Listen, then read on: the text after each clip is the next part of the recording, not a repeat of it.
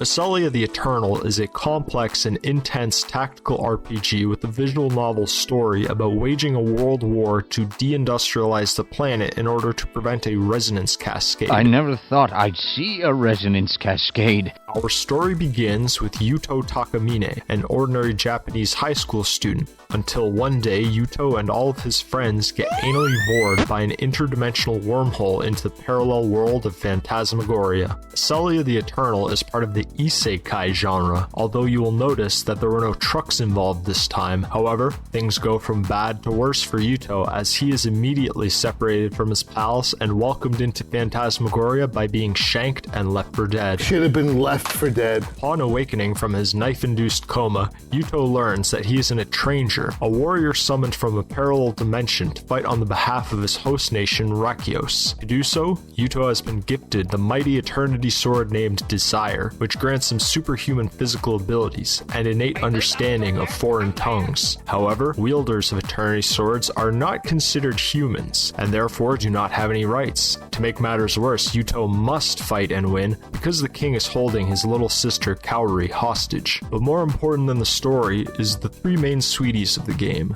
There's Aselia, a gentle and caring maid who desires to serve others and behaves like an older sister to the other wielders of Eternity Swords, which are known as spirits.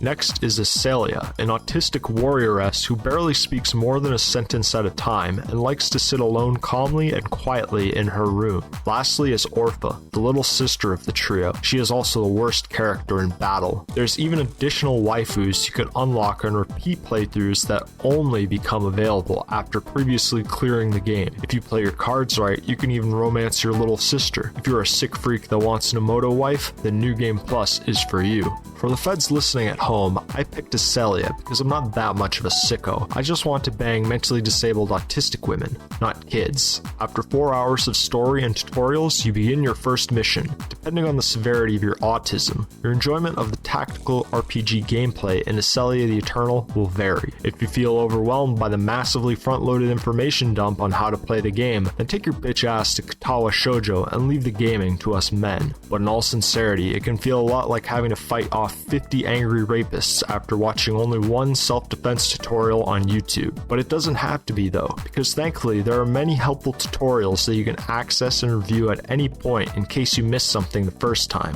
You are also allowed to save and reload from 50 files at any point during your turns, so there's no shame in messing around before you play the game proper. The difficulty curve in Aselia the Eternal is all over the place, but the early missions were the hardest for me because I just didn't fully understand how the game was meant to be played. This was partly due to my own misunderstandings, but also due to the limited number of units you start the game with. So I'll now give you some pro Gamester tips. Pro Gamester tips!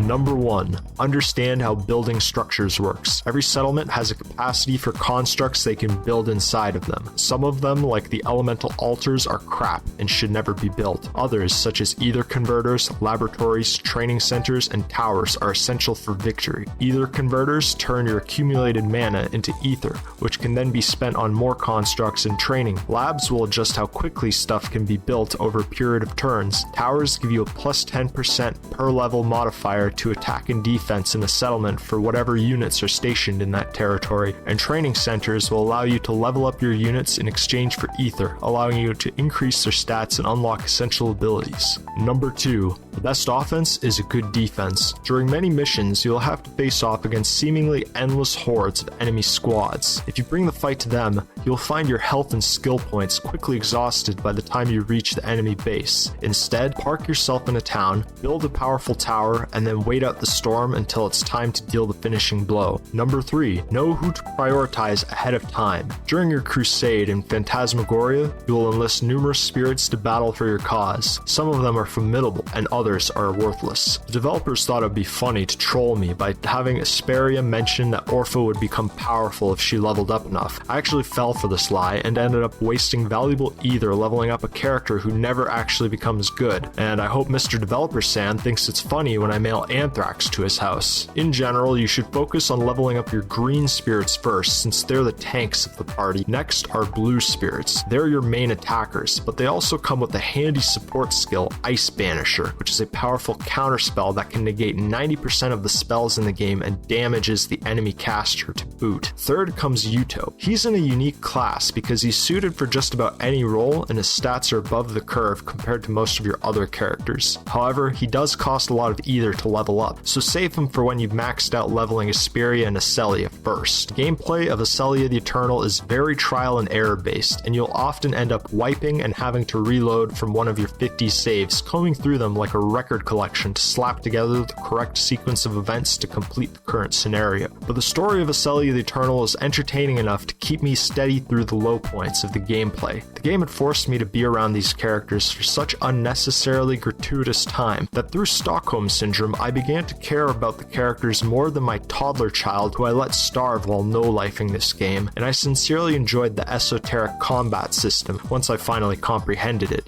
It all felt like this crazy blend between Fire Emblem, Pokemon, and Yu-Gi-Oh! The designers clearly just mashed every element from the most popular Japanese strategy games and their favorite RPGs to create a most obtuse mess, and it's glorious. It definitely stands out compared to more simplistic games, plus it made me feel like a genius high school graduate once I figured things out. Completing Aselia the Eternal felt rewarding, and like I had accomplished something worthwhile, unlike a college degree. If you enjoy visual novels and strategy games, Aselia the Eternal will definitely be your new favorite.